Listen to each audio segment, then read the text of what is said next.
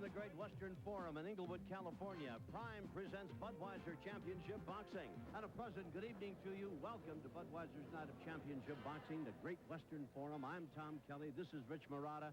The 13th anniversary of boxing here at the Great Western Forum. You know, you brought the cake, I guess, didn't you? Huh? Yes, absolutely. Huh? Hey, we've invited all these people. And I'm glad they're here. Yes. I really am, because there's a lot to celebrate. You know, from very modest beginnings. Who can forget that first main event?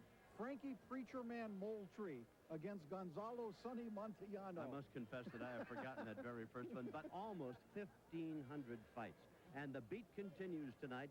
Let's check our program. We've got a great fight card planned for you. First of all, in the featherweight division, Chico Castillo, he's undefeated, and Edwin Vazquez. Well, Castillo's a real comer, Tom. He's undefeated in 18 fights. He's coming off of just a spectacular first-round KO over Javier Leon. And Edwin Vazquez, he's going to meet a fighter we don't know a lot about. He's from Puerto Rico, but he does have an outstanding record. Another very tough fighter on the card tonight. Our main eventer is defending his NABO junior featherweight title, Jesse Magana. He's in against Joe Manzano. Incidentally, Magana's lost to Chico Castillo, hasn't he? Yes, he did early in his career, but since then, you know, he has never lost again. Magana has fought absolutely brilliantly. He's been improving all the time. Here we see him in his last fight against Ricardo Medina. In this fight, we saw a lot more of Magana being able to not just slug, but to be able to box as well. As you can see, he's mixing it up pretty good with Medina.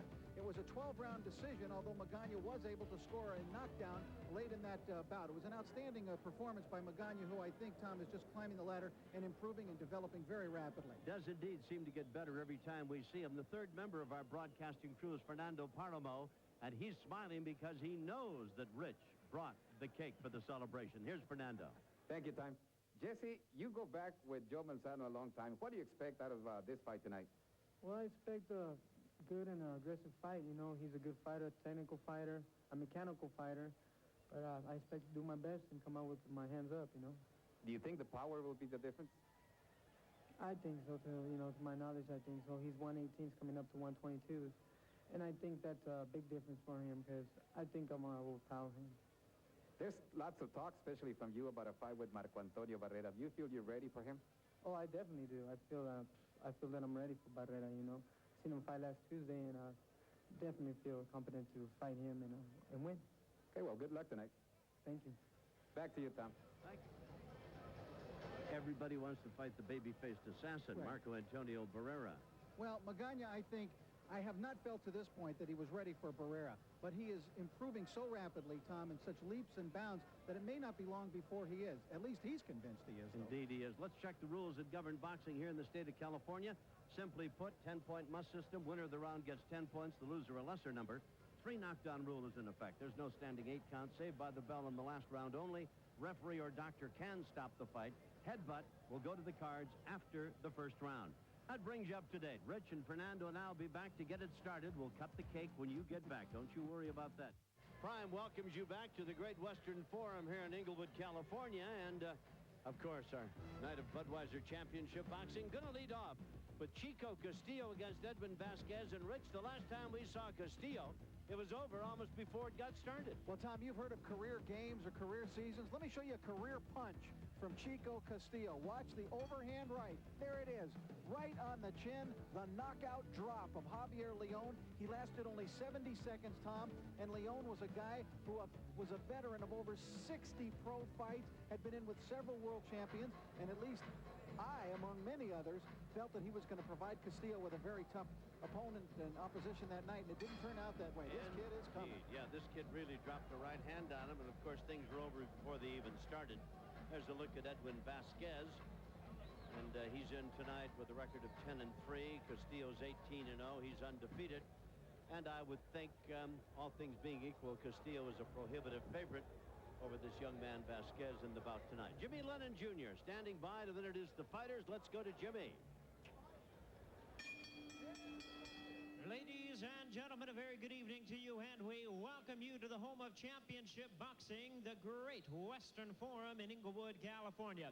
As once again, we have a big night of action coming your way, and tonight we celebrate our 13th year of our boxing program, brought to you by Forum Boxing Incorporated and Budweiser, the undisputed king of beers. At this time, we present our officials appointed by the California State Athletic Commission, our physicians at ringside, Dr. Robert and Dr. Adam Carnes and Dr. Perlman Hicks, timekeepers at the bell, also keeping count of the knockdowns, John Lichty and Fred Peterson. And I introduce to you a referee in charge of this bout to give instructions after the introductions, Dr. James Jenkin. All right, fans, here we go. This bout coming your way features featherweights in action, scheduled for 10 rounds of boxing. Introducing to you first on my left, fighting out of the red corner, he is wearing blue trunks with white trim and hailing from Santurce, Puerto Rico. He weighed in at 129 pounds with a record of 10 wins and 3 losses. He has 3 wins coming by way of knockout. Introducing Edwin Vazquez.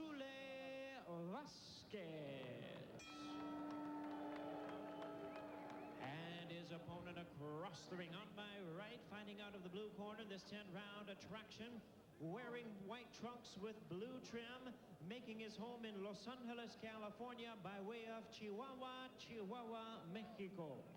He weighed in at 128 pounds, and he is undefeated in his campaign in the ring with 18 wins, no losses, and 11 wins. Coming by way of knockout, introducing the undefeated Arnulfo Chico Castillo. And once again, here's our referee in charge. Now to give instructions, Dr. James Jenkin.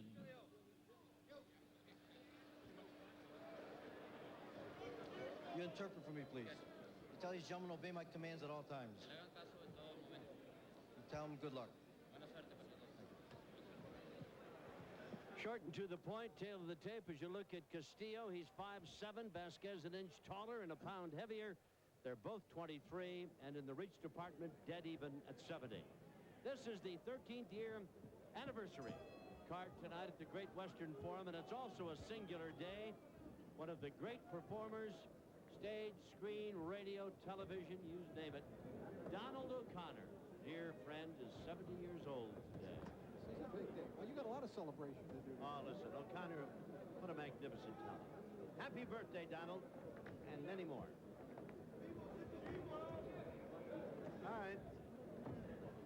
Blue and white trunks. Must have had a sale on them. We've got Chico with white trimmed in blue, and in blue trimmed in white, Edwin Vazquez. Tom, first off, I don't know if I trust those reach figures that we got. It looks to me as though Edwin Vazquez has a large edge in reach, very long arms here. And I think if he can box and utilize his jab, stay on the outside, he might have a chance in this fight with Castillo, although, as you mentioned, Castillo's a big favorite. One thing I did notice about Vazquez, Tom, when he was warming up, his hands are very, very quick. He really can move those fists in quick fashion, so that may also work to his advantage here tonight. If he'd been living in my house growing up as a kid with me, we'd have accused him of having that boarding house reach. He'd have gotten everything on the table first, let me tell you that. That's right. He's in the blue trimmed in white. That's Vazquez out of Santurce, Puerto Rico. Chico Castillo. He can punch. Vazquez, with only 3 knockouts out of 10 victories, is given a boxer's chance. Let me put it to you this way. 11 knockouts, and Castillo's won 18 times, so you know he can whack you out pretty good. Vazquez has already lasted longer than Javier León did against Castillo in that last fight. Chico is getting better, it seems, all the time. And one thing that has seemed to improve in recent fights for him is his punching power. He's been picking up a lot of knockouts in his recent bouts. He's learning, I think, how to punch from power, to sit down on his punches. And he's getting started a little quicker now in his fights than in other fights that we had seen. In the last 2 or 3 fights, he's been much quicker starting than he had been prior to that.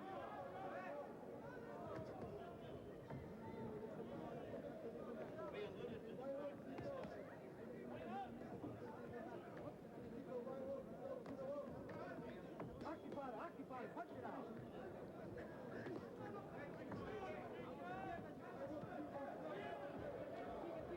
We mentioned the fact earlier that Castillo had defeated Magana, who's going to be headlined on the program tonight, defending his NABO junior featherweight title. But it was a real war, and it was back in the days when Magana fought anybody who decided he'd get in the ring with him, no matter what kind of a record or anything else. You know, Castillo was floored in that fight by Magana, Tom, early in that bout, but he was able to come back and get the decision. Yeah. It was a magnificent brawl between these two. So we told you this is the 13th year anniversary Forum Boxing. It includes, among other things, 1,498 bouts, 702 knockouts, 38 Forum Boxing tournaments, 171 championship fights, and 58 world championship fights.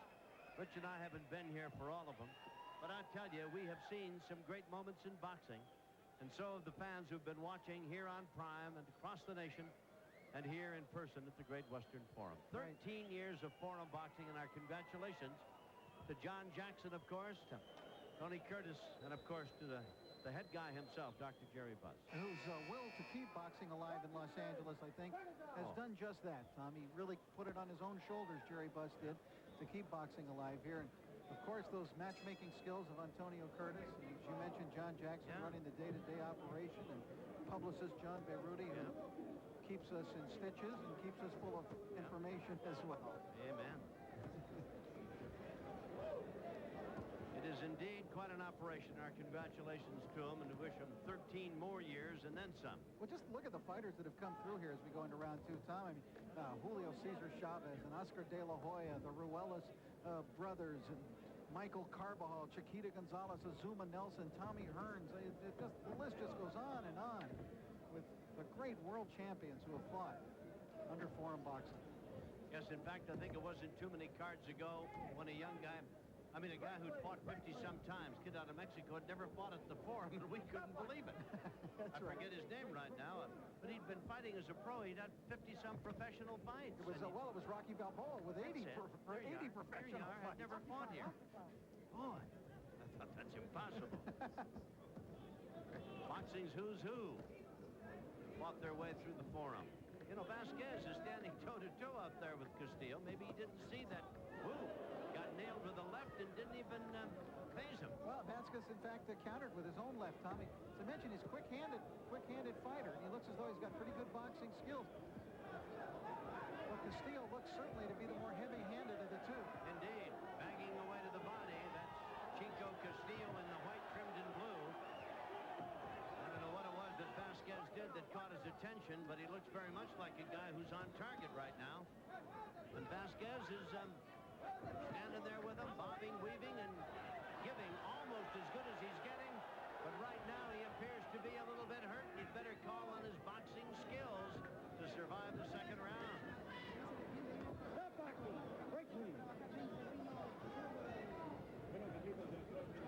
These guys are featherweights at 129 pounds. Castillo very nearly threw himself into the first row of spectators.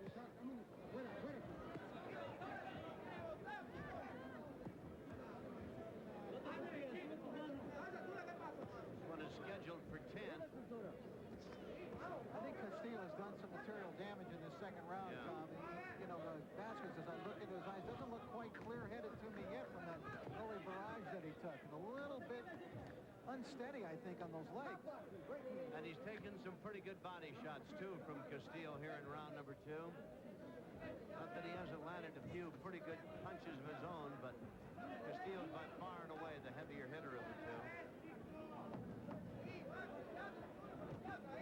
Round 2 is coming to a close. Been a busy one.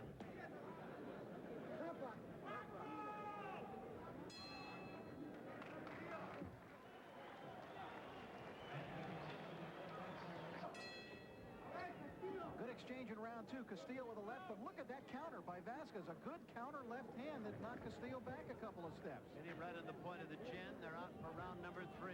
Either man has been down, but obviously in round 2, both men took turns staggering each other. We gave the round to Castillo, or at least I did.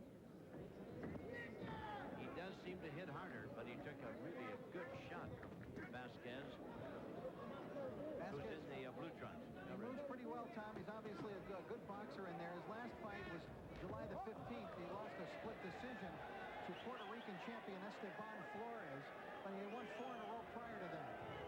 He comes here virtually unknown, Tom, really, but a lot of times that's what happens with Puerto Rican fighters. They come here to the United States and they just surprise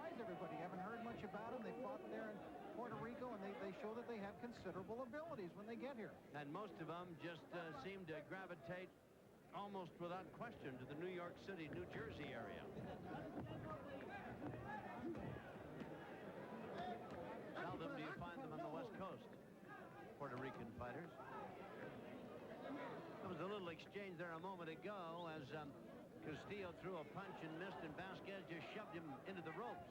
And Chico went under the top strand, and Vazquez stepped in and belted him a couple of times, and Dr. James Jenkin had to come over and literally throw himself on Vazquez to stop the punches. Whatever happened to the old thing?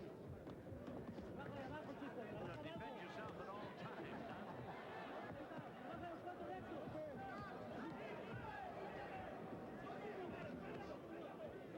Well, I tell you, Castillo gives you the impression he's just teeing off on you with every shot, isn't he? He's very busy. He's throwing body shots with some real mean intentions here. Vazquez in the blue, trimmed in white. Castillo in the white, trimmed in blue. He's undefeated. Vazquez out of Santurce, Puerto Rico, has a record of 10-3. He's a little awkward, too, Tom, Vazquez, and he throws some punches, especially his right hand, from a rather weird angle sometimes. He kind of angles his body over to the side and then comes over the top with a straight right hand. It's a different-looking right hand, and it's something that Castillo probably hasn't seen much of. Castillo is the southpaw. Vazquez looks is listed as an inch taller. Looks to be more than that. You're watching action in round number 3, which is rapidly coming to a close. Nice crowd again here at the Great Western Forum on this anniversary night. We're glad to have you with us wherever you might be across the length and breadth of this great country. I think Vazquez landed the best punch in that exchange, Tom. A good, strong right hand. He was giving as good as taking at the end there. Very tough round and a very busy one to be sure, as Dr. James Jenkin, dedicated to his work, maybe getting in a little too close with some of these guys. That was a Lou Filippo we saw got nailed with a punch. Sure was, yeah. And he was in with heavyweights, too. All right, we're in the corner with Vazquez. Ahí lo hiciste, ¿eh? Ahí lo hiciste, ya lo hiciste. Castillo was moving constantly forward, Tom. But as Watch he turned this now. around here, Vazquez was not about to let up for a moment. Then at the end of the round, a really hot exchange between the two fighters. See that right hand? A good, solid right by Vazquez. I gave Vazquez that round. I thought he landed the cleaner punches, Tom. And I think this is the toughest fight Castillo's had in a while. And quite frankly, I thought that Vazquez had a right to continue punching over here because Castillo had turned to face him again. And, you know, protect yourself at all times. Vazquez had a good round 3. And out they are again for round number 4. Vazquez, the taller of the two. His record, a somewhat modest 10-3 when compared to the 18-0 unblemished mark of Chico Castillo. John Beiruti's notes say that the last fight he fought in '95, he lost to Juan Esteban Flores, who's the Puerto Rican champion in the featherweight division.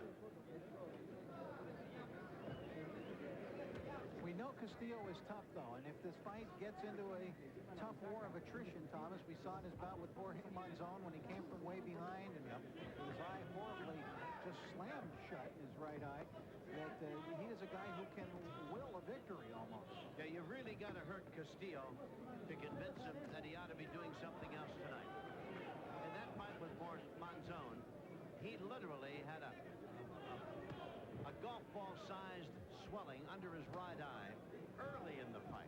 Early on. In fact, we sat here between rounds, and we didn't think he'd be able to continue. As the rounds went on, we became even more amazed. And then in about the 7th, as memory serves, while Manzano just couldn't get off the stool to come back out. It was a tremendous come-from-behind victory that night for Castillo. Now he swings to the orthodox style, comes out of the southpaw stance, gets a right hand chopped right down alongside the jaw for his efforts, thrown by Vazquez, who I've got to say, Rich Morata, has convinced me that this kid can fight a little bit. I thought he was was a decided underdog and said so, but he can fight. Yeah. Well, you know, he's got quick hands. He's a little bit awkward, a little bit different looking, I'm sure, than anybody that Castillo's been in there with. Throws punches from some weird angles, uses the parts of the ring, manages to avoid punches. So he's a pretty good boxer in there, Tom. And he's taken some shots. He's got a good chin. Yes.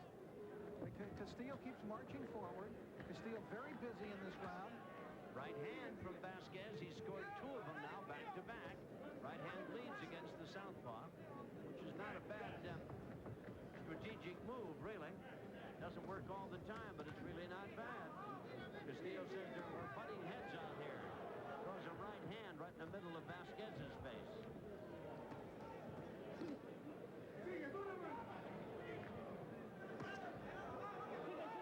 I think Vazquez got rocked a little inside, Tom, with that little short punch by Castillo. I think most of the fans missed that, but there was some definite damage done inside by Castillo.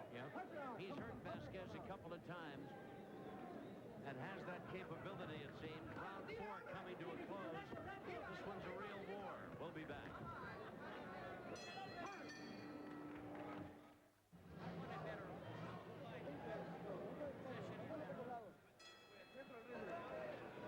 Round number 5, as you check Rich Morata's scorecard, he gave Castillo the first 2 rounds, and he gave him the 4th.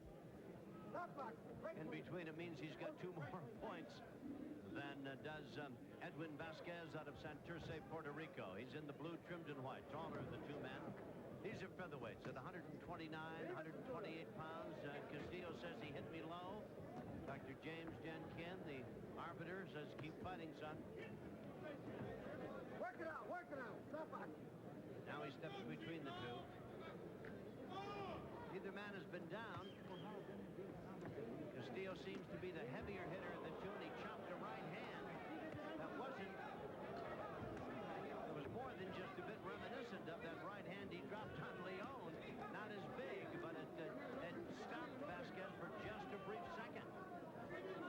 Castillo can hit with authority. He's got 11 knockouts and 18 wins. And becoming a better puncher all the time. Now mix in with the known that he is a tough guy.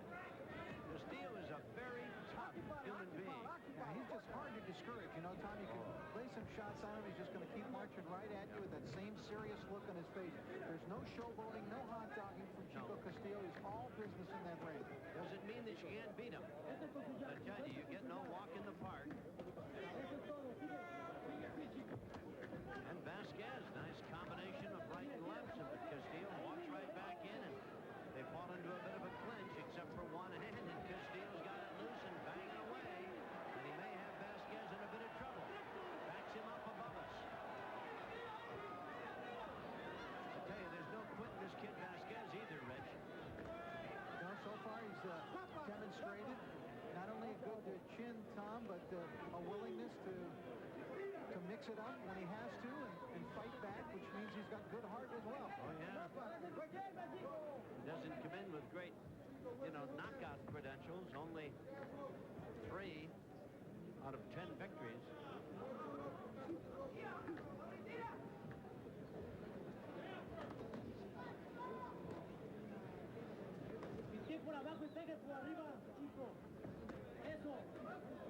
I think Castillo's doing well to the body, Tom, and it's not a bad idea with a guy like Vazquez, who likes to use the ring, maybe to try to slow him up just a little bit by using a body attack and kind of take his legs away from him if possible. Vazquez with a stiff left hand, and Chico Castillo walked into it, then they turn each other sideways. These rounds are moving along briskly. 10 seconds remaining and counting down here in round number 5. Vazquez has Castillo against the ropes.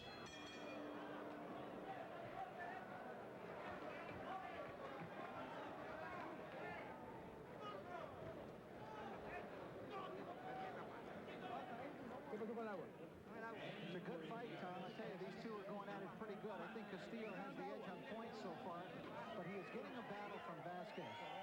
Well, I thought it was a tough round. I thought Castillo might have won it, but then at the end, I thought Vazquez got every bit as good as he was giving, every bit as good as he was getting. I put it down as a dead even round, but the guy once told me there are no even rounds in boxing. Somebody's got to win it. But round number number 6, and this one's scheduled for 10.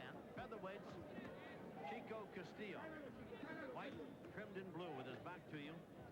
The taller of the two men is Edwin Vazquez from Santurce, Puerto Rico. Now we saw again good body attack from Chico Castillo there. Left hook to the body. It seemed to stop Vazquez right in his tracks. I think that's the way to go for Chico right now.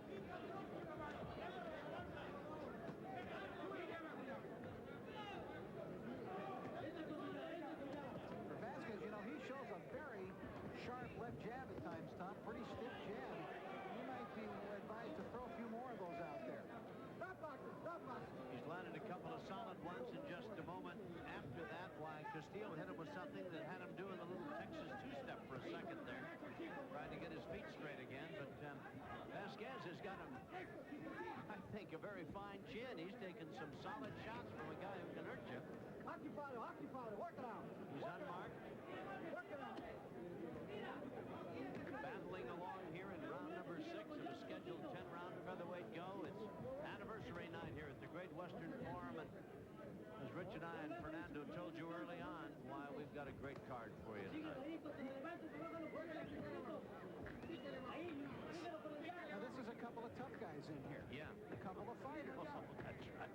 This is what they do for a living. Pretty good left hand. Roll Vazquez back.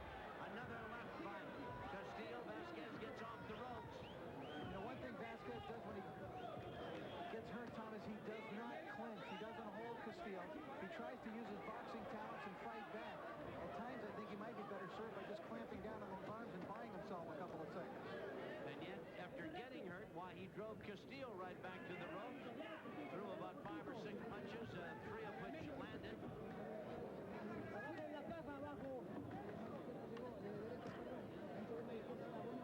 Well, this is a very tough fight for both men. And I'm sure off his first round, almost one-punch KO of Leon, why Castillo thought, well, I'll take this guy out of here too sweet. Well, Tom, Chico Castillo for the rest of his career may never land a punch like that again. I mean, there are few and far between that produce that kind of a result by any fighter. The late, great Sugar Ray Robinson used to say, I hit him on time. Whatever that meant. He was coming in, this punch was going at him, and all things worked right to perfection. Hit him on time, he did. We're coming to the close of round number 6. What a good fight. Hope you're enjoying it like Rich and I are. We'll be back to see about round 7 after we see about this.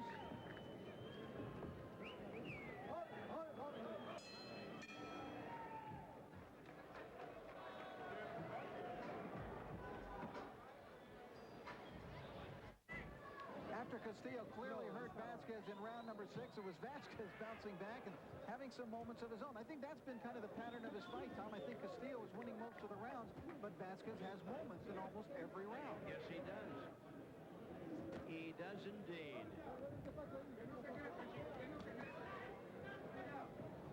I've got it very close, and I'm very impressed with the chin that Vazquez has got, because we've seen Castillo put people away.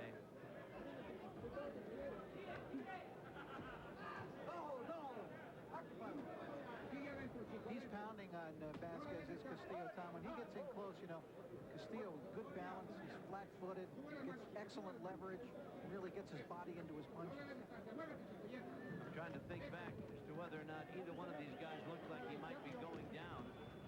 And here we are in round number 7. It's scheduled for 10. Stiff right hand thrown out there by Castillo, and Vazquez runs right into it. The height and reach advantage that Vazquez has not been a big item in this fight tonight.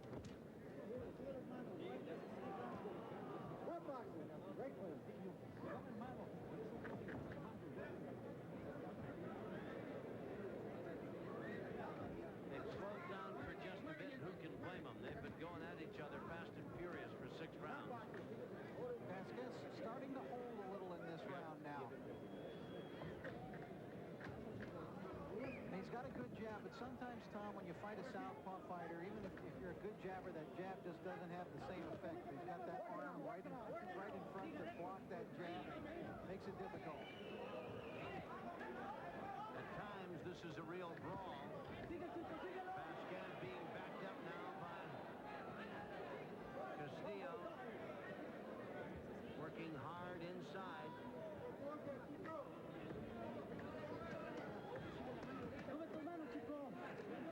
Up against the rope. Vazquez comes fighting back himself.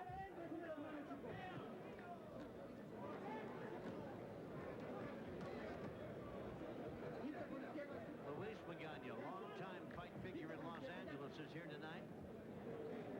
I don't know if Jesse El Cuervo Magana is a relative, but I'm sure they are related somewhere down the line. Luis Magana found the fountain of youth. God love him. What a great guy. Great fight fixture he's been in this town. I remember him many years ago at the Olympic Auditorium, working publicity there, Tom. There's a lot of people here tonight because commemorating the anniversary of foreign boxing. Carlos Palomino is here. Archie Moore is here. Great trainer Benny Giorgino has shown up tonight. Well, and Jackie McCoy, they're working tonight. And, of course, Mondo Ramos, who became the youngest and still is ever lightweight champion, is here. Coming up, Jesse Magana. He's the NABO junior featherweight champion. Puts the title on the line. Hasn't lost in his 9 fights. Here he is, getting ready to go. Talking to Fernando Paramo early, he said, got to be careful of this guy he's fighting, but he'd really like to be in the ring with Marco Antonio Barrera. And the guy who may have a lot to say about that is Joe Manzano. Manzano getting himself in shape, warming up, breaking a sweat. Manzano comes in with an 11th and 3 mark, doesn't have the knockout credentials that Magana has. That ought to be another dandy. Ought to be another one. I'm a fan of Magana. He's won me over in the last year. Yep. You know, we talk about this Castillo being a tough kid. Magana's a tough kid because Magana would have fought a moving train when he first started out if you could have put trunks on it, shoes.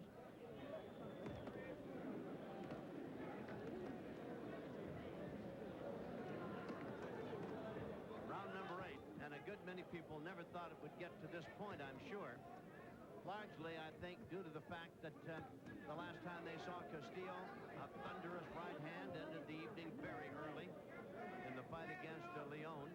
And the fact that Edwin Vazquez was an unknown quantity, making his great Western Forum debut here out of Santurce, Puerto Rico.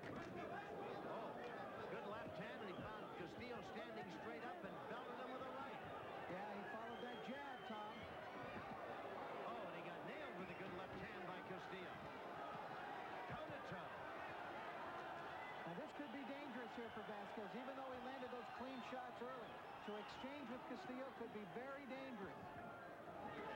It is a situation fraught with danger for somebody. He backed Castillo up, but I think may have hurt him a little bit, Rich. Surprising turn of events.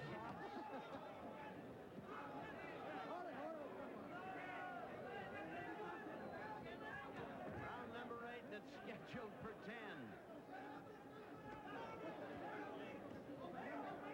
Again, a testament to Antonio Curtis' matchmaking wizardry. That's why the forum has become known as the House of Upsets. Vazquez taking some shots here from Castillo now, but he certainly has landed some in the early going in round 8. But inside, Castillo is very much busier and very much better at it.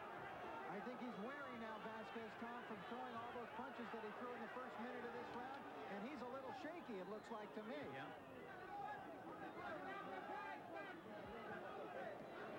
Some nice moves there, forcing Castillo to miss 2 big, good night, well-meant, thunderous shots.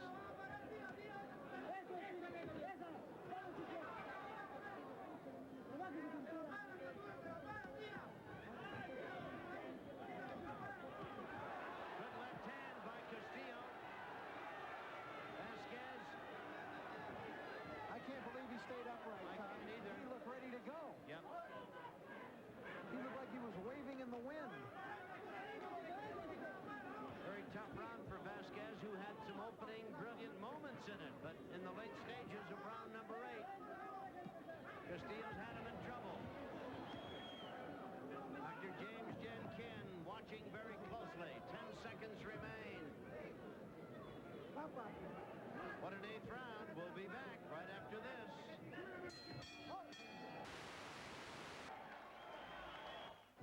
Vazquez had some great early moments in round number 8, but by the end of the round, he was in trouble, and one big left hook by Chico Castillo nearly knocked him down. That left hook right in the chin. Look, you could see the look in his eyes. He was ready to go right then, it appeared, but somehow with will and guts and determination, he stayed upright. He was just a whisker or two from being hit right on the point of the chin, which might have dropped him, and yet that similar punch thrown with the right hand put Leon down back in June. Vazquez is a testimony to a solid set of whiskers, no question about it. Got nailed coming in and landed a nice sharp left in return, did Vazquez.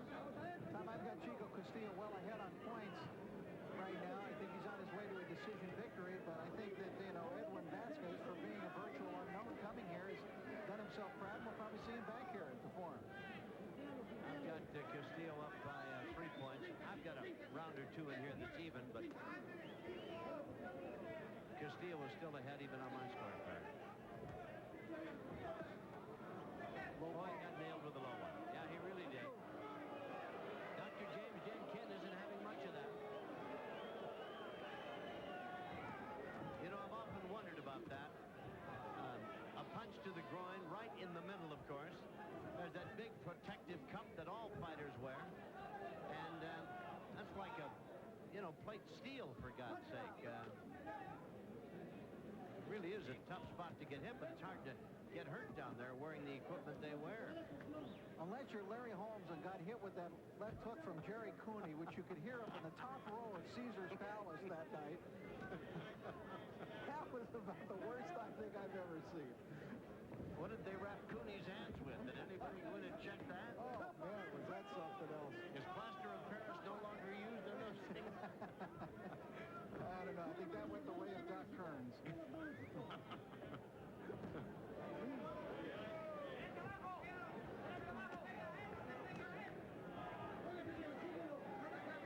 Castillo's in the white trunks, trimmed in blue.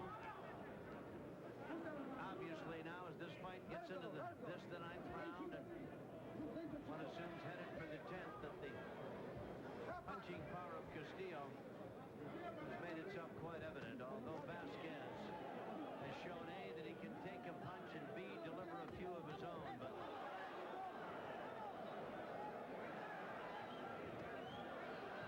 his knockout ability pales in comparison to that of Castillo. Still got that jab, though. Yes, he has. If Castillo relaxes at all defensively, Vazquez can land that jab. But Castillo doesn't do much relaxing in the ring. He has 3 gears, and all of them are forward. Well, we'll find out about this one. There's another round yet to go, right after we see about this.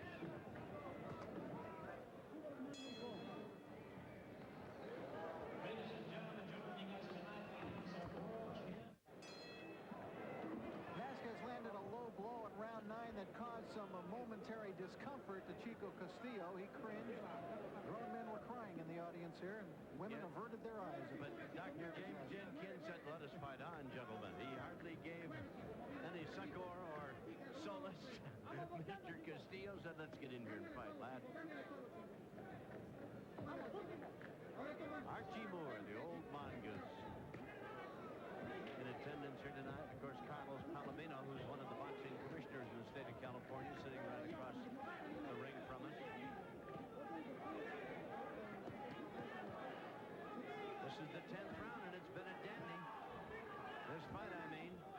Vazquez doing very well here. Yes, when Castillo went back to his corner, Rich, at the end of round number 9, he kind of spit out the mouthpiece, caught it, and looked just a little bit weary going back. This has been a tough fight. He's bleeding from the nose now, Castillo. He's taking a little beating in this 10th round. Yeah, and the 9th round, at the close of it, he was taking some pretty solid shots, too, from a guy that not many people here in this Forum crowd thought would be around. And Castillo's fighting a little like a troubled fighter here in the 10th round. He's rubbing at that nose, which is bleeding pretty good, pawing at it.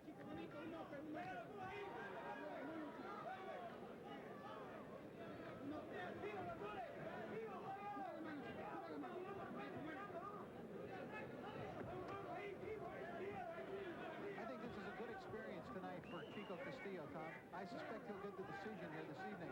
But I think he's fought a guy with good boxing ability, with some awkward moves. And who takes a punch. Castillo says he got hit low again. This time, Dr. James Jenkin is going to call time for a moment. Castillo will need that. Because Castillo is really doing more defensive than offensive work here in this 10th round. He's not nearly as busy by a long shot as he has been in the preceding 9. Now, and Vazquez is finishing up much the stronger of the two. Probably wishes this was a 12-rounder. Yeah. Backing Castillo up. There's another low one. Bangs Castillo into the ropes.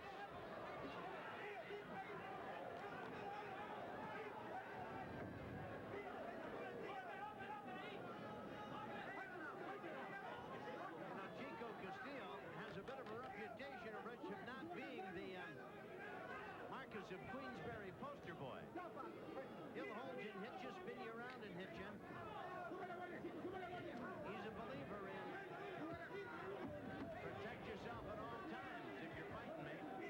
Now, well, I'll tell you, he's going to be glad to hear the final bell because he's taken a lathering in this round. Vazquez. Vazquez is really putting a hurt on him.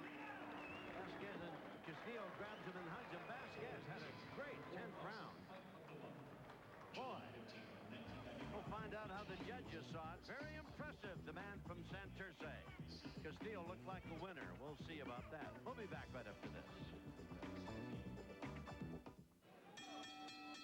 Ladies and gentlemen, after 10 rounds of boxing, we have a unanimous decision. Here are the score totals. Judge at ringside, Jose Cobian scores the bout 97-93. Pat Russell sees it at 98-92. Robert Byrd scores the bout 99-91. All three in favor of the winner, and still undefeated, Chico Castillo.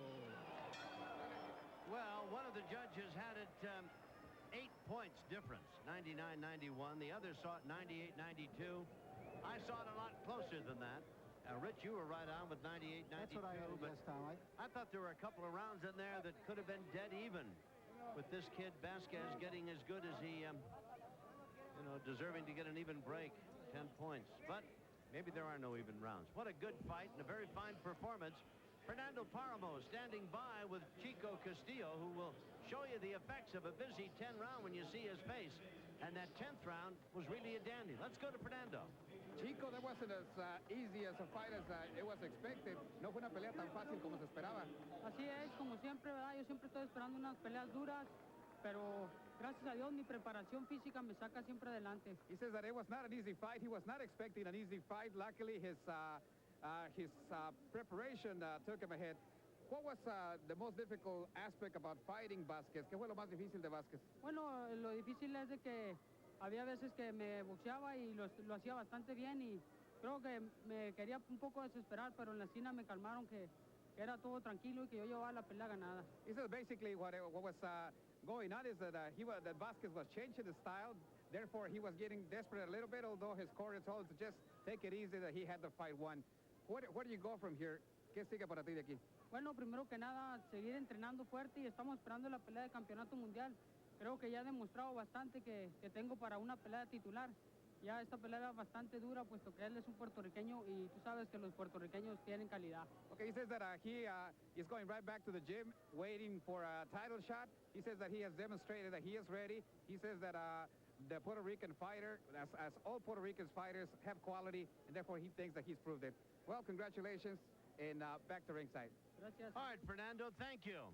Well, a beautiful effort by Chico Castillo. Talking about things beautiful, how about who's going to be Miss Ringsider? Any one of these lovelies might very well get the nod tonight. You'll be able to make a decision of your own a bit later.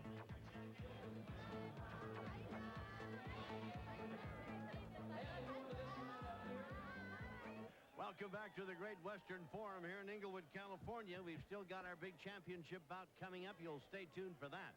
And now to Rich Murata's favorite part of the program. Not one, not two, but 6 lovely ladies, each hoping to be named Miss Ringsider for the evening and receive $300. Runner-up gets $250. And the two selected tonight will go on to continue to compete in the Miss Ringsider of the Year competition. Jimmy Lennon Jr. will introduce the ladies. Ladies and gentlemen, it's time for one of our features here at the Great Western Forum. It's the Budweiser Miss Ringsider Contest, where you, the fans, will be voting for tonight's winner and runner-up to receive $300 and $250 cash prize, and both of them continuing to the semifinals of our contest. Well, here is contestant number 1. Ladies and gentlemen, how about a hand for Tamara? Tamara's from Studio City. She's a nursing graduate of the University of Washington. She's also working as a model and as an actress. And that's contestant number 1. We move along to our contestant number 2, introducing Meredith. Meredith, out of Venice Beach, graduated from Palm Springs High School. She would like to have a successful career as a model and an actress. That's contestant number 2, Meredith. And we move along to our contestant number 3, introducing Lisa. Lisa is from Los Angeles, but graduated from the Spring Branch College of Cosmetology at the University of Houston. She would like to have her own fitness center and beauty parlor. That's Lisa. And our next contestant is number 4, introducing B. B is a lady from Laguna Niguel. She's a nurse and is a practicing nurse, and one would assume that she'd like to continue in that profession. That's contestant number 4, B. And we move along to our contestant number 5. How about a hand for Tammy? Tammy is a young lady from La Jolla, has a high school diploma. She would like to be involved in the fashion world and hope for a career as such. Contestant number 5, Tammy. And here is our 6th and final contestant, introducing Portia. Portia is from Huntington Beach. She has an AA in accounting, but her real goal and hope is to be the next Whitney Houston. That's Portia, contestant number 6.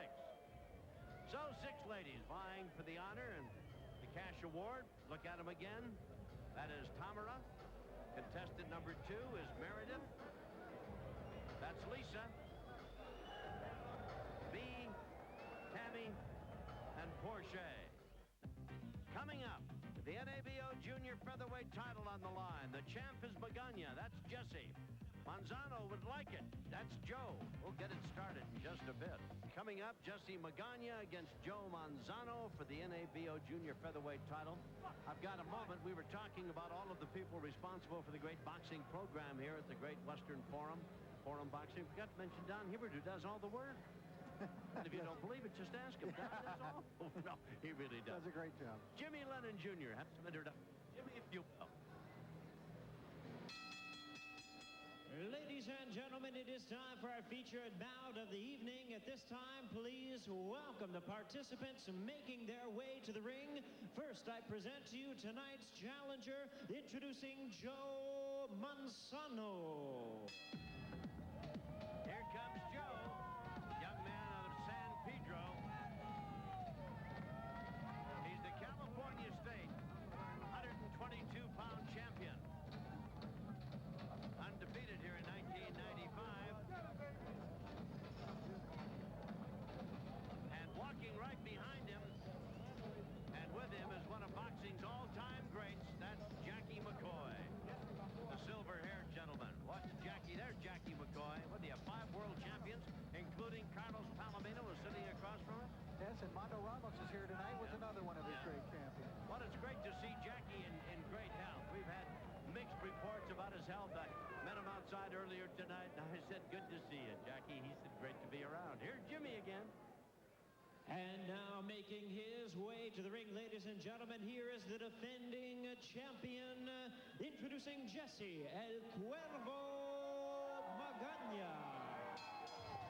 Jesse Magana, that's a pretty formal-looking attire he's got on there tonight, Rich. Oh, he must be making some money. Yeah. Hasn't lost in his last 9 fights. He has 1 draw, 8 wins, and of course, prior to that, in his first 8 fights, he was 4-3-1. So his record's a bit deceiving.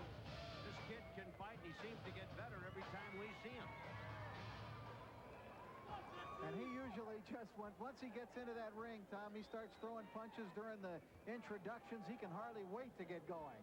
Hi, Jimmy Lennon Jr. again, if you will, Jimmy. Well, guys, before we begin our action at this time, I'd like to ask you to rise for the playing of our national anthem. In the ring, presenting the colors, the U.S. Marine Corps Color Guard Recruiting Station, Los Angeles.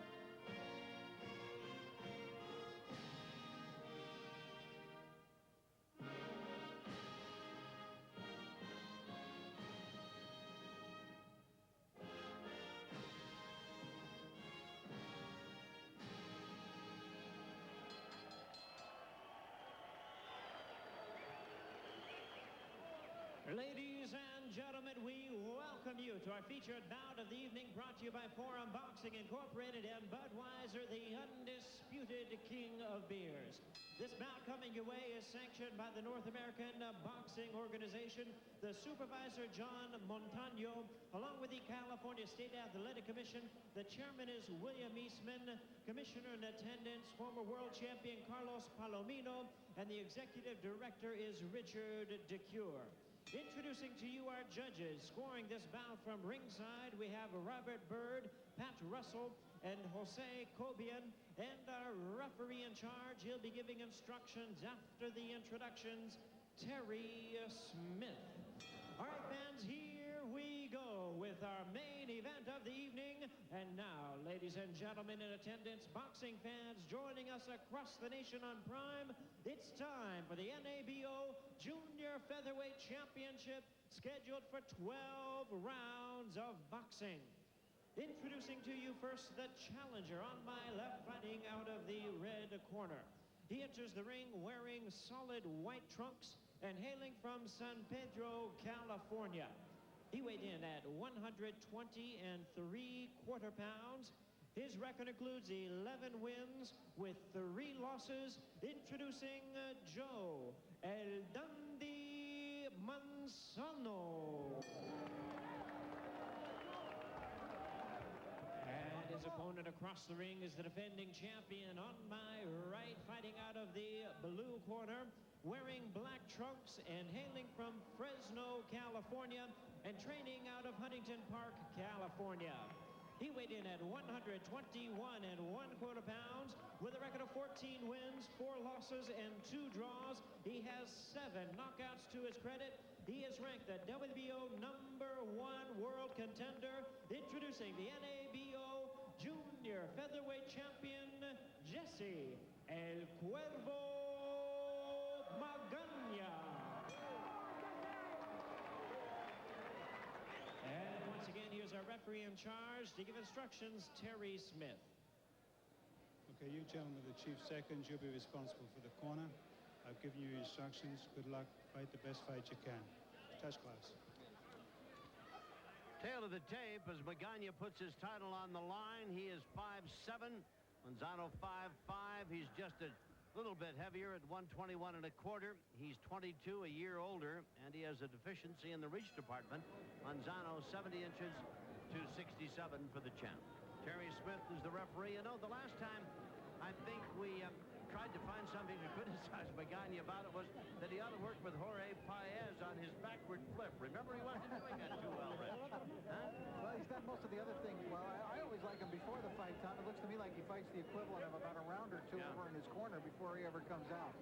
But he's getting better. That's an interesting point, because a lot of fighters just can't break a sweat. And a lot of them never really get into a fight until the fight is 2 or 3 rounds old. By that time, for many of them, it's too late to get involved. You remember when he fought Rudy Zavala here? I never saw a guy look more like a caged lion over there. I mean, he could hardly wait to get at him. He was warming up and jumping up and down and throwing punches. And he came out, and Zavala just never knew what hit him. He was just totally overwhelmed. Overwhelmed. Absolutely. Magana is in the black trunks. He's the southpaw. Manzano is out of San Pedro. Must have a lot of local support, a lot of fans here tonight. He's very broad-shouldered, Manzano. He really, isn't he? He's got he looks like he should be perhaps up in a higher weight class. He could step up and stand this weight jump that he's taking, Tom, because he does have such broad shoulders. He's strictly a boxer, though. Strictly a boxer. And right now, he's trying to look and see what Magana has out in front of him. He's just testing the waters right now, walking around the ring very slowly, circling around to his right. He does not have much punch. He has yet to score a knockout in his 14-fight career. Landed a pretty good right hand right in the middle of the face of Magana, which did not seem to fluster Jesse too much. Manzano is the California state featherweight or junior featherweight champion, 122-pounder. But he is a boxer, as Rich said. He doesn't have a KO out of 11 victories. All have come via the decision rate. Magana's been very busy. This is his 4th fight this year, Tom. His last bout was June the 12th when he decisioned Ricardo Medina here at the Forum. 2 other fights, a real good fight, April 10th. Remember that one with Max Gomez? Yes. That was a heck of a good fight. That gave him the title.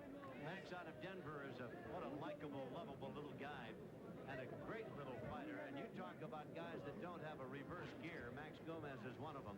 And it was a great fight, and yet Magana won it, took the title in doing so. And the one before that was his utter destruction of Zavala on January 9th. And, of course, Rudy Zavala, for a long time, was ranked among the very best in the division. So, Jesse Magana appears to be a guy whose future is very much in front of him.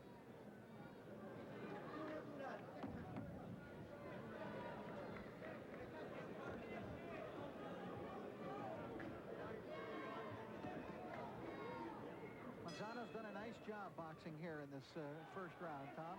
This is the 13th anniversary of boxing here at the Great Western Forum, and the beat continues. Several luminaries having been introduced to the crowd here. And then right across from us, there's the mongoose himself, Archie Moore, looking hale and fit, we trust and hope. Delightful old guy. I tell you, I never get tired of putting on my fight film of Moore and Yvonne Durrell. Oh, now you're talking.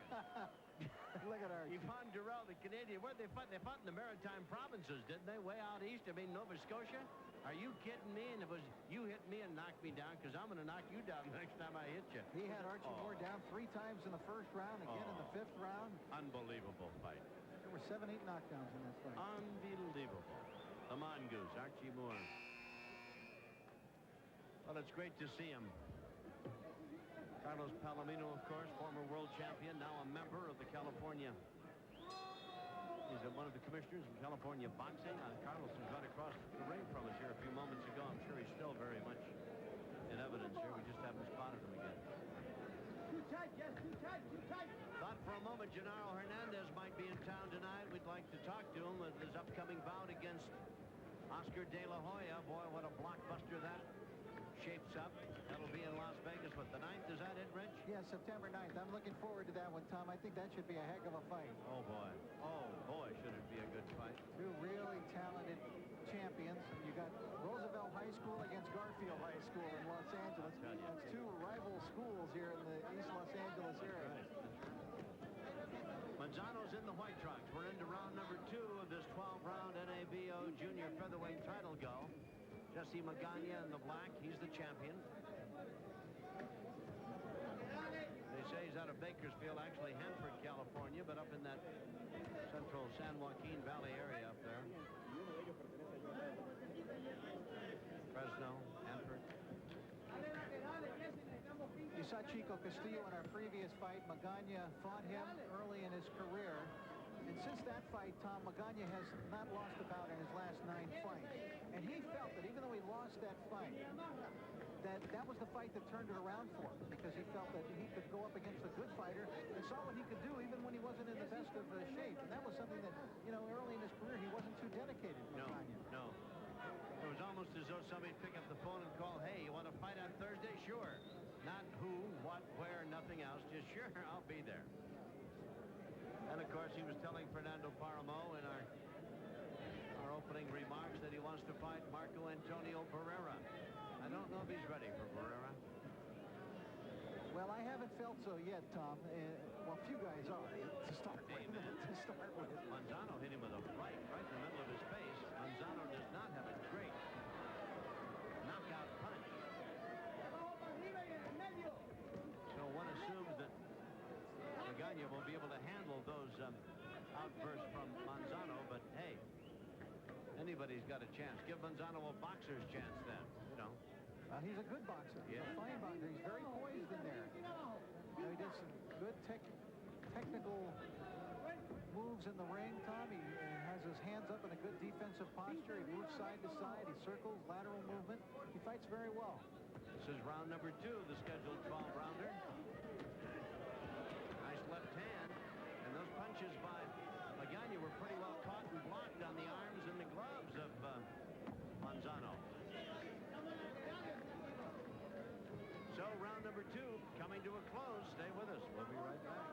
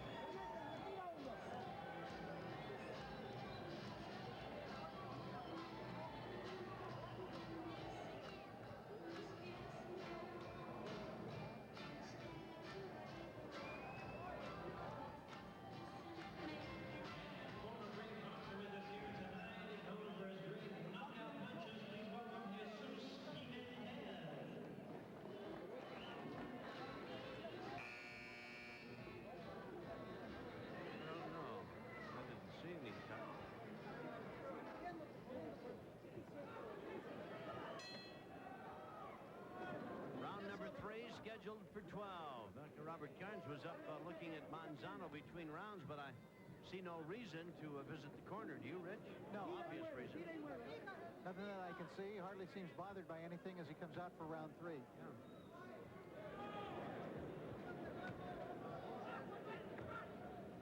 Well, of course, let's face it, a fight with the likes of Marco Antonio Barrera is a very nice payday. Very nice payday. He's going to count that as a knockdown foul. A punch was landed and down to a knee. A solid left hand thrown by Manzano. And Magana went down and bounced right back up, but he did go down. And that's from a guy who has never scored a knockout in his professional career. Amen.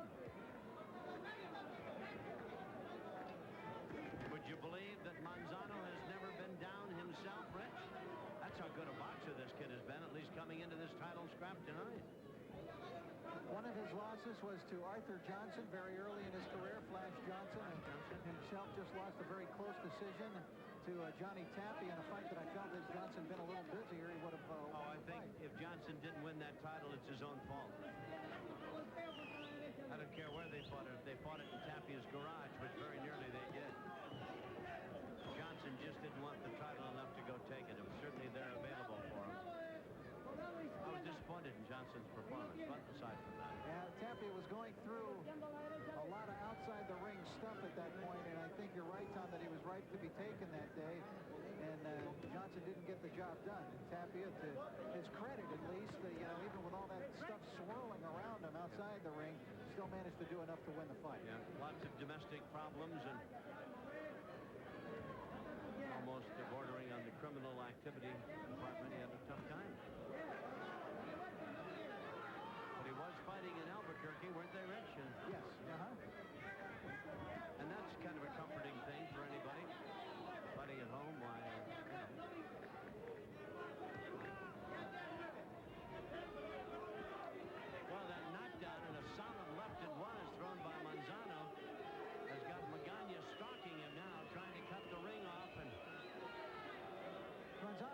round in the bank because of that knockdown, Tom. Now, personally, I gave Manzano each of the first 2 rounds besides that. So I've got him. You've got him well in front. Well in front. I don't know if we're talking about 10-8 on your scorecard, but it is a knockdown to be sure. And unless he hits the deck himself, why, it would appear that he's going to go to the corner at least. Up by 3 points in your book. Magana goes back where you're looking at Manzano.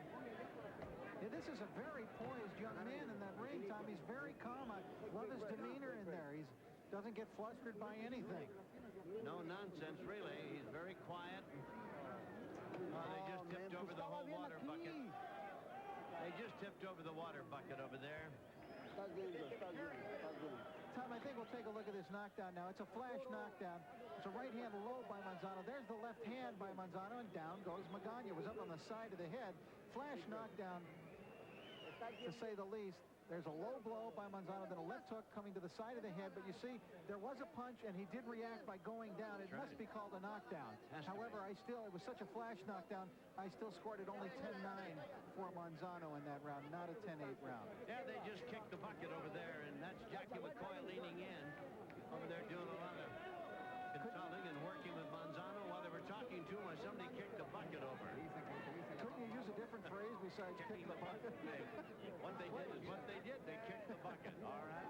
And they better get that thing cleaned up. Just kidding, friends. Just kidding. I think we've got a surprise working here, and even if those first 2 rounds were split, or even if Magana had won the first 2 rounds, although I didn't give them to him on the cards of the judges, he's having a difficult time.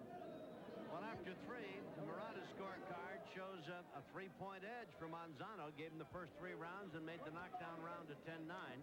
I gave the first round to the young man across the way. That would be Magana.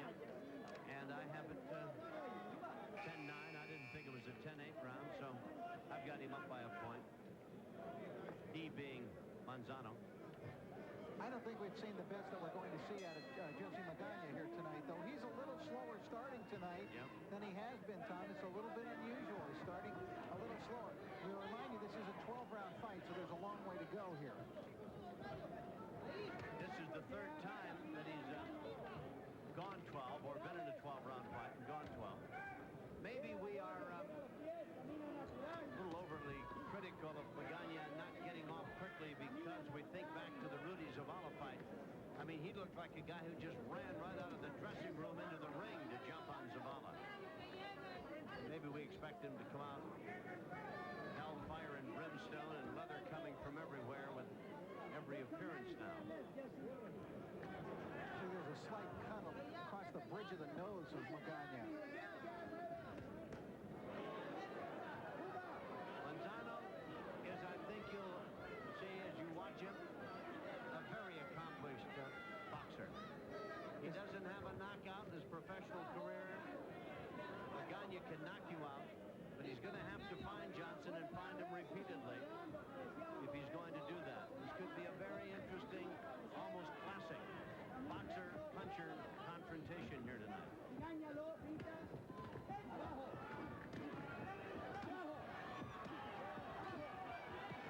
Got a nice left hand by Manzano, Rich, when you give him an opening and he'll drop that left on you. Well, I tell you, if he's going to be one kid that you say, if only he had a punch. If this kid could hit, man, the sky would be the limit. Yeah, you could take him to the bank. Because he has really got a nice style. He really has. And maybe he hits better than we think, even though he doesn't have a knockout in his wins as a professional. Boy, I'll tell you, he modicum of effort. Classic pose, hands held high, at the ready, broad-shouldered young guy. He's only 5'5". Magana is 5'7", and I don't know how much more weight he could put on. I would think no more than just up to the featherweight, 127, 28, 26. I don't think you'd want to get him any heavier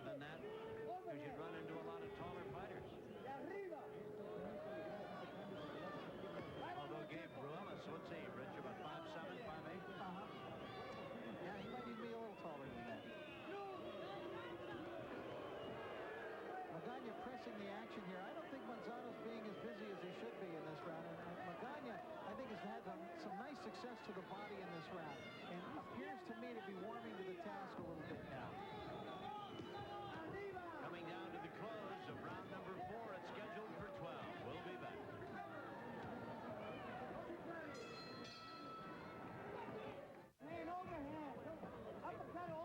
Round number 5 scheduled for 12. Jesse Magana, he's in the black. He's the NABO junior featherweight champion at 122 pounds. Terry Smith is the third man in the ring, and Joe Manzano, boxer extraordinaire out of San Pedro, the California State 122-pound champion. Tom, I really like the way that Magana closed that final minute of that round. He landed excellent body shots. He was devoting most of his attention to the body, and he was finding that he could hit Manzano there. He's had trouble hitting him in the head. Manzano, as you mentioned, an accomplished boxer, but Magana had better success to that body, and he may be well served here to concentrate his attack in that area for a couple of rounds at least. In case you've just joined us, why he went down, that is Magana, the champion, from a sharp left hand high on the face and toward the temple area, high on the right side of the face. Back in round number 3, bounced right back up. It was now you're down, now you're back up again. But scored as a knockdown nonetheless.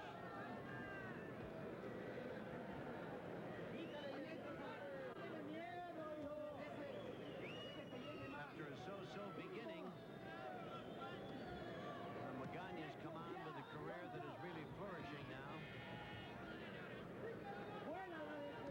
I think Magana must flurry, Tom, when he gets close to Manzano. Like right in here, he needs to flurry, not just throw one punch as he did there and back out. Manzano thought that he'd gotten hit low and looked at referee Terry Smith for a consolation nod or something, but didn't get much in that regard. Yeah, I agree with you, Rich. When he gets Manzano up against the ropes or closes with him, he ought to be throwing 3, 4, 5, or 6 punches. Sure, and go body and head. That's right. You know, there's a lot on the line here for Magana. He should be fighting a little bit more aggressively, I think, Tom. Magana just got hit a low shot. You know, he's the WBO's #1 contender. Now, Marco Antonio Barrera would be in a position of having to give Magana a title shot by next March as a mandatory challenger. And so far, to me, he hasn't looked like he's treated it in that fashion yet. No. It's not to say he won't, because I see a little bit more aggression out of him each round, it seems, succeeding.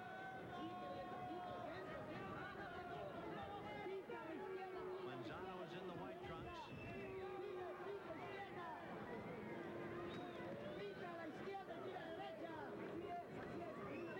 By the same token, I don't think Manzano's doing enough now in the last couple of rounds to win any of these rounds. No. I thought he lost the last round, and he has hardly landed in a punch of any consequence at all in this round. Well, just about 10 seconds left in round number 5. They flurry a bit as we come to the end of the 5th.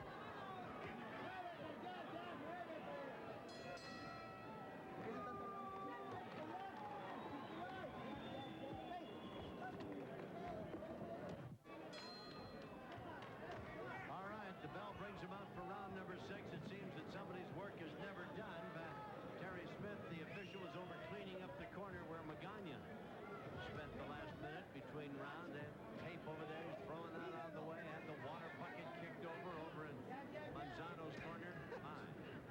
Janitorial services provided by Terry Smith tonight. We've got our 13th anniversary of boxing here at the Great Western Forum, and they're trying to make the ring messy. Well, have a little respect, will you, guys? Exactly.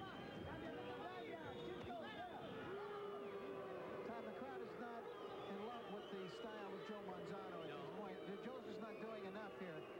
He fought very well, I thought, in the first couple, 3 rounds, but he needs as well to throw punches. He can't just bob and weave and move around the ring. Magana, in my opinion, is trying to make a fight of it here. So Manzano is respectful of what Magana brings to the table and is very cautious, but I think overly cautious. He had the best of it in the early going, but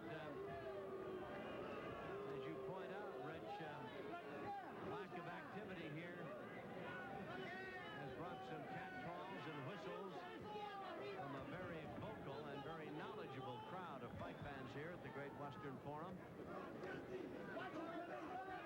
And of course, Manzano's probably saying to himself, listen, I don't come down to where you guys work and tell you how to is you're doing. Don't come in here and tell me. I'm doing what I do best. I'm a good boxer. This guy can hurt you. I've knocked him down once. I'm not taking any chances with him. He scores with the left hand and blocks a punch by Magana with his right elbow. So, very accomplished boxer, Manzano. I would be very surprised if the judges, if any of the judges scored that knockdown round at 10-8. Oh, I don't think they did. I think they were probably only because a punch was thrown, landed, and the man went down. Did they have a 10-9, really? A knockdown, you know. Rules are rules.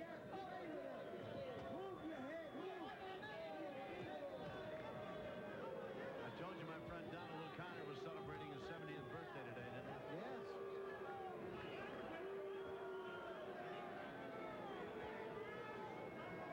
Oh, we have come up with our devastating dozen, the best punchers of any division, regardless of what.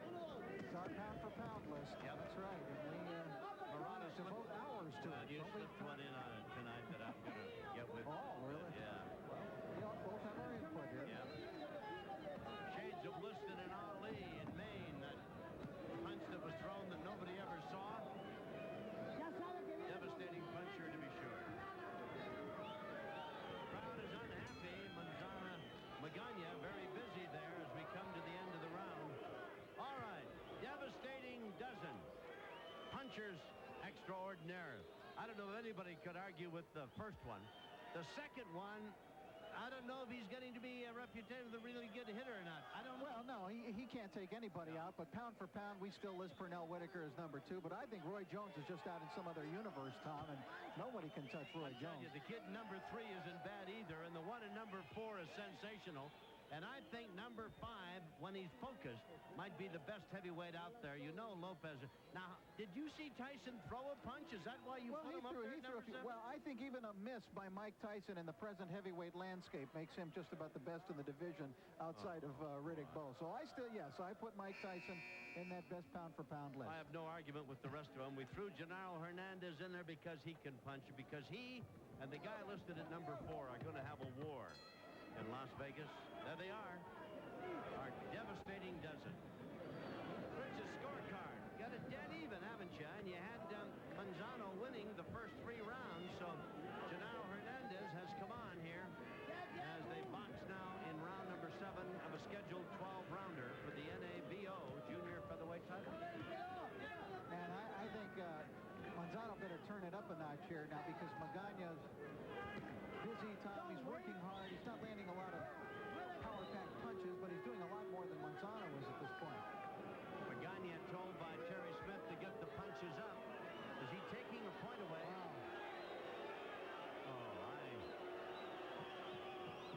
How many of those have you seen? I haven't seen many. Have you? I thought that was the first indication. Wow. That's a pretty quick deduction there. Sure is.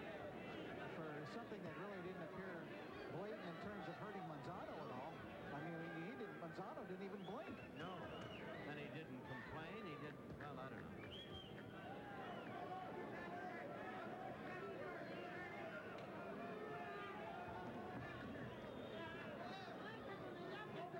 This is round number 7.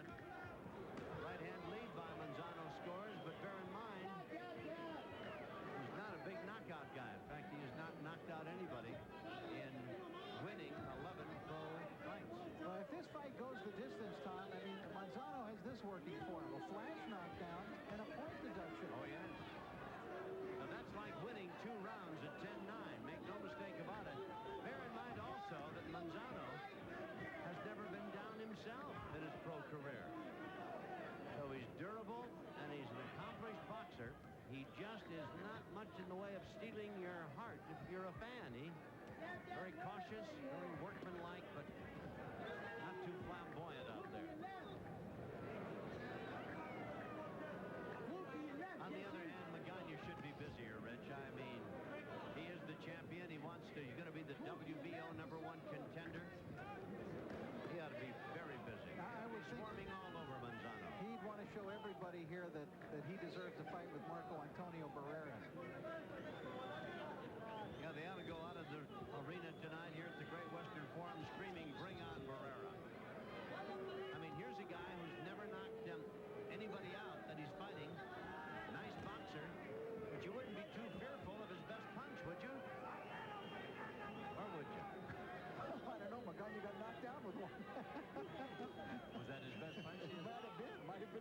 punch of his career. Well, I'm going back to the drawing board. Round 7 coming to a close. Remember, Magana had a point taken away.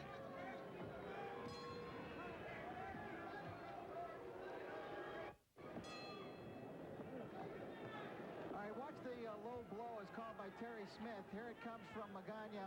I do not believe that merited a point deduction. I disagree vehemently with Terry Smith on a point deduction being taken away in a very close fight by what might have been the first low blow of the fight by Jesse Magana, and borderline at that.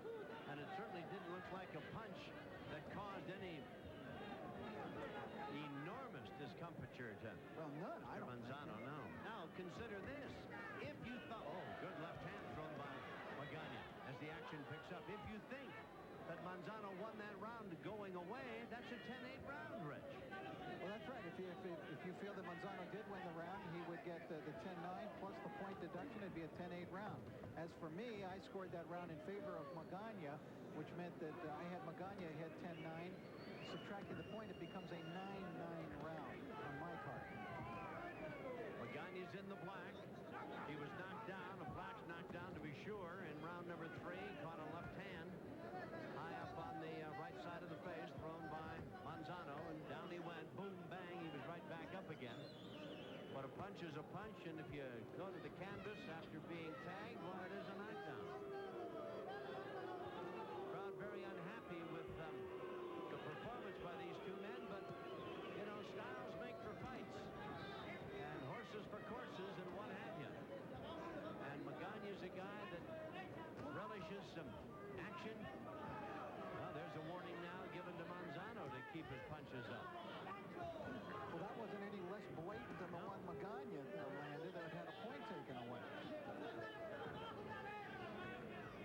Manzano is an accomplished boxer, to be sure, has never been knocked down. Magana's a guy who can knock you out.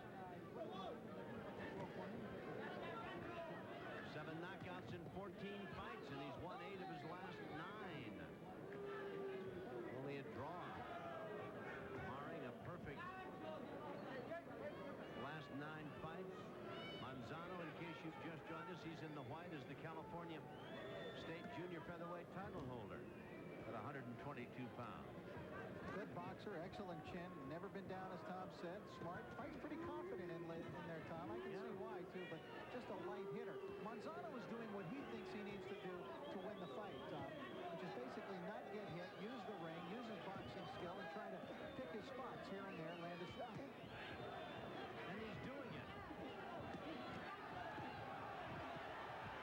Nice left hand by Manzano, and Magana, nonplussed by him, comes back with some in retaliation. Then probably one of the best fights, rounds of the fight so far.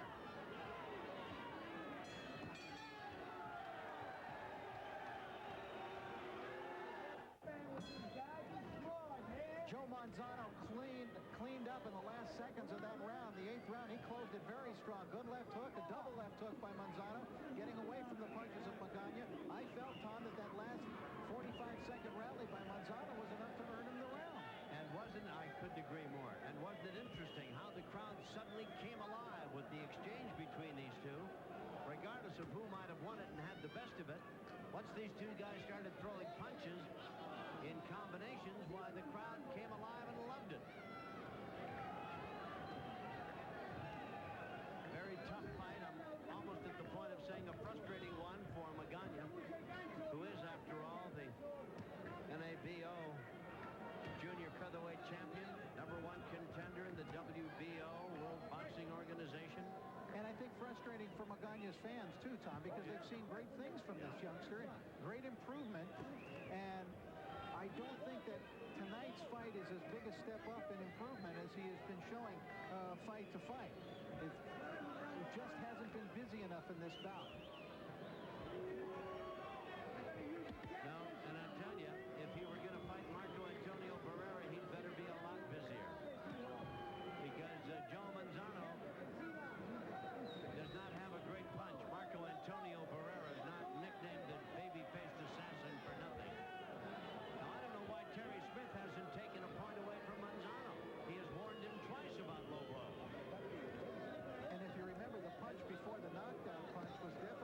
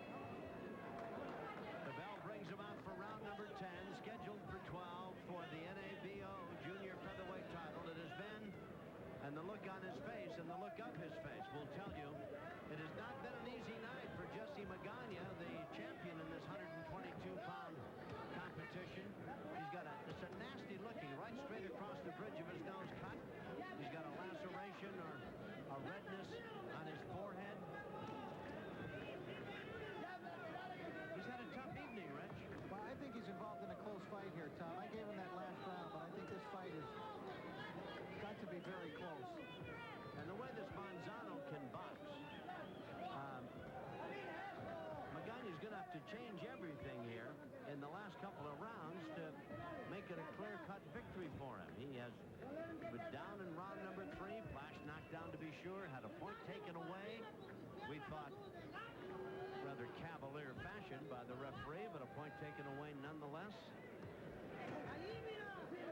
Back in round number 7, it has not been an easy night for the champion. You know, I honestly, Tom, I felt that Magana came out not quite with the intensity in this fight that he had shown in other fights. And, you know, he didn't really run into that ring going nuts the way that he had, you know, with that cage lion kind of attitude. He seemed almost strangely detached from the whole episode. Indifferent, maybe. A little casual about it.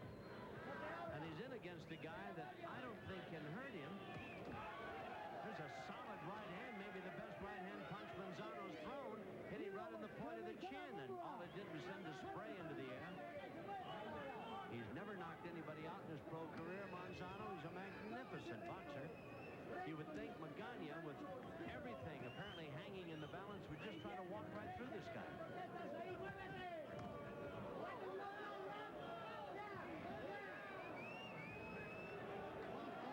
And now we're taking a point away from Manzano.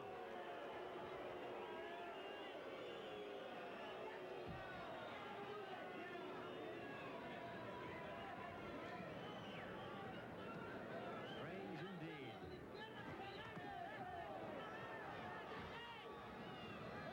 Well, the one thing you can say about that is at least it was the third time on a warning. Oh, of course, yes.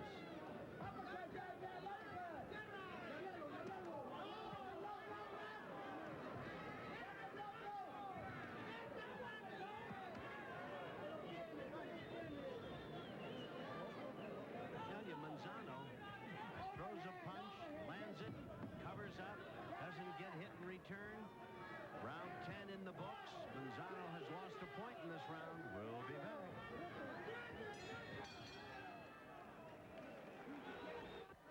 All right, in round 10, Manzano had a point deducted for this right hand, a low blow. That one was definitely low.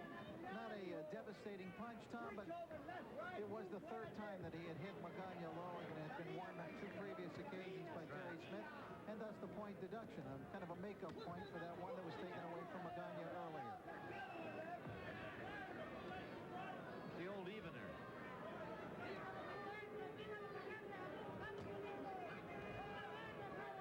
We're in round number 11, scheduled for 12. Manzano lands a lead right, throws a left. Magana still trying to find him, to nail him. Manzano, a classic boxer, has been denied.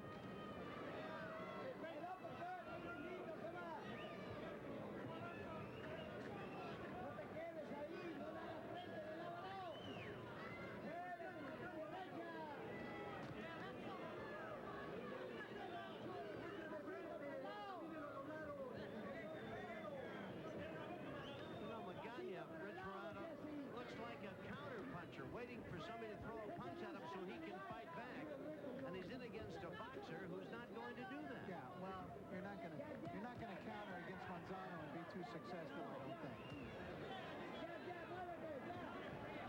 Here Manzano throws that lead right hand, ducks down underneath the punches coming back, slips and slides away. In the meantime, the seconds and the minutes and the rounds are drifting away from Magana. Manzano scored with that lead right hand about 5 times in a row here. Not a bad way to fight a southpaw, of course.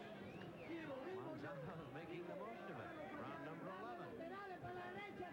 Halfway through that. You see how he got away from what should have been a big moment or two over there for Magana. Well, Magana's not throwing. No, but he had him over there for a brief moment, and Manzano just slipped, bobbed, weaved. This kid can box. And the thing is, you move in, you look, where's that opening? Where is it? I can't see it. Oh, there it is, but it's too late to throw the punch. Yeah.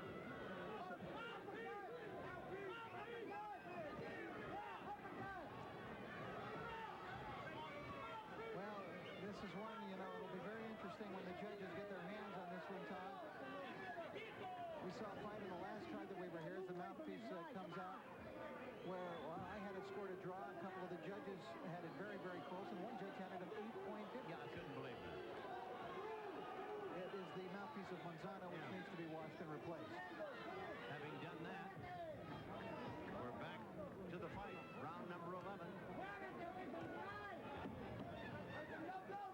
Well, there's one more to go. If it continues apace, it'll be an interesting call, won't it?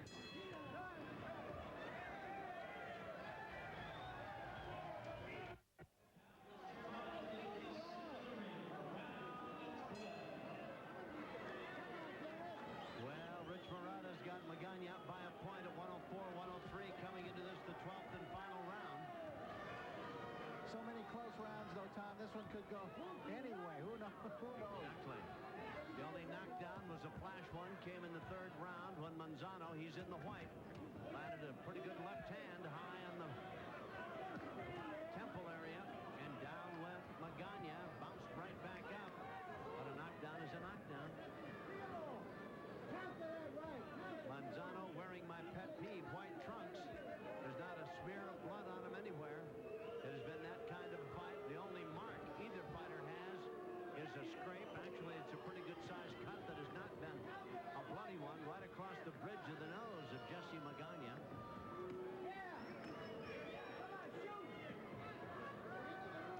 Tom, I think the world of Jesse Magana. I think he has terrific potential and could still be a star in the world of boxing, but I think he has more to learn and more development to undergo before he really thinks seriously about taking on the likes of Marco Antonio Barrera. Yes, I think that would be, and I don't know what the WBO is going to do. If his record indicates he should be #1 contender, why, there you are.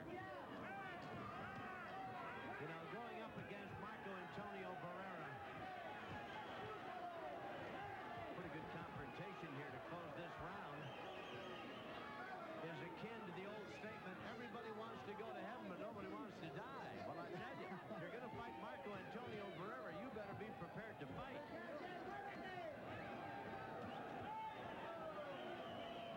And Magana doesn't look like he's in any way, shape, or form the guy that ought to be in against Barrera for the title. Well, not yet. No, not tonight.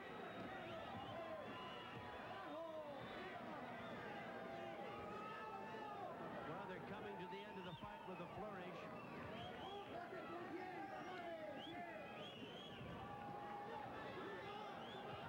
I don't know how it's going to go, but I've got to applaud the boxing skills of Manzano.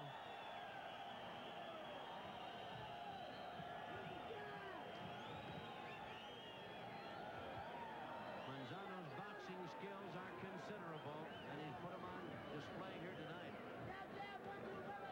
Nobody has everything in life. Wouldn't it be nice if this kid had a knockout punch? He'd go a long way, Rich. But I think in the absence of the big punch, Tom, that Joe Manzano has probably fought about as good as he can fight. He just landed a solid right hand right in the middle of the face of Magana. Seconds remaining. Another right hand by Manzano, backing Magana up. There's the bell. At the bell. Punches coming right and left. The crowd didn't like it. Well, you can't have everything. This is a very tough fight. Manzano fought brilliantly. Magana, big heavy hitter. Ladies and gentlemen, after 12 rounds of boxing, we have a split decision. Here are the score totals. Judge at ringside, Jose Cobian scores the bout 115-111 in favor of Jesse Magana. Judge at ringside, Pat Russell scores the bout 114-111 in favor of Joe Manzano.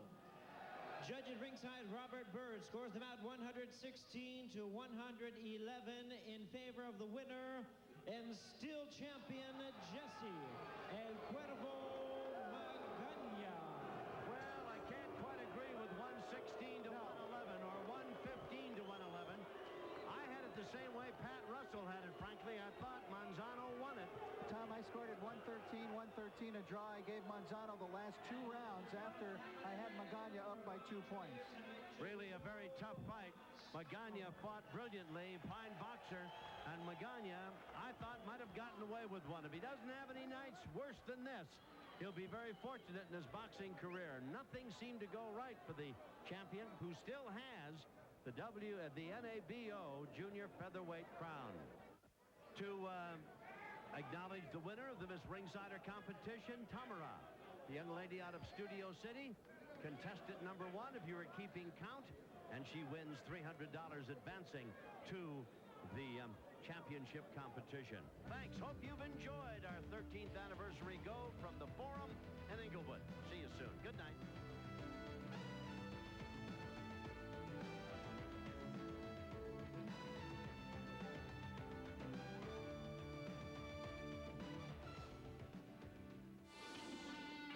In New Jersey, and the fight that we're going to be showing you is the main event fight anyway. That's Lennox Lewis up against Tommy Morrison.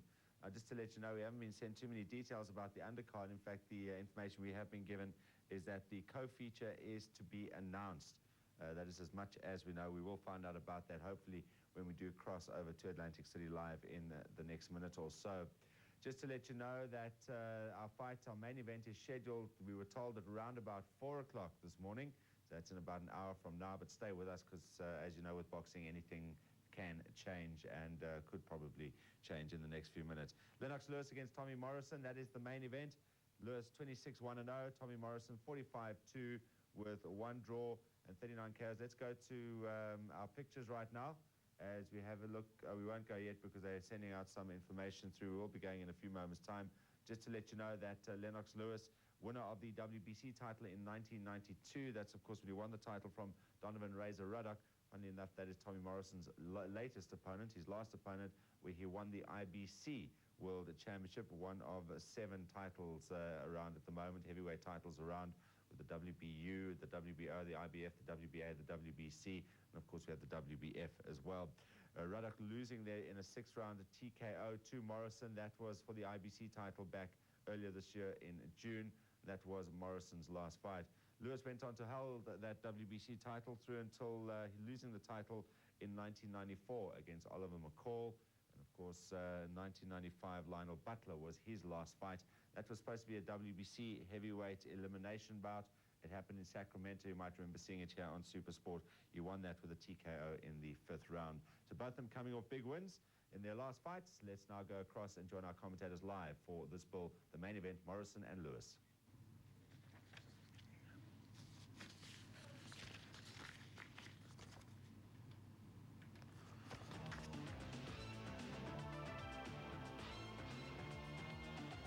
Between Lennox Lewis and Tommy Morrison for 12 rounds as Main Events and Panics presents this fight. Something that fight fans have been looking forward to. Also, Robert Allen and Alan Watts. Part of the program here is you take a look inside the Atlantic City Convention Center, where tonight's card also will include Johnny Ruiz and Steve Pennell. 10-round heavyweight battle as this card gets set to kick off here at the Atlantic City Convention Hall in Atlantic City, New Jersey, home of many legendary title fights, the Miss America, and tonight certainly one boxing fans have been looking forward to. Well, hi everybody, I'm Dave Bontempo.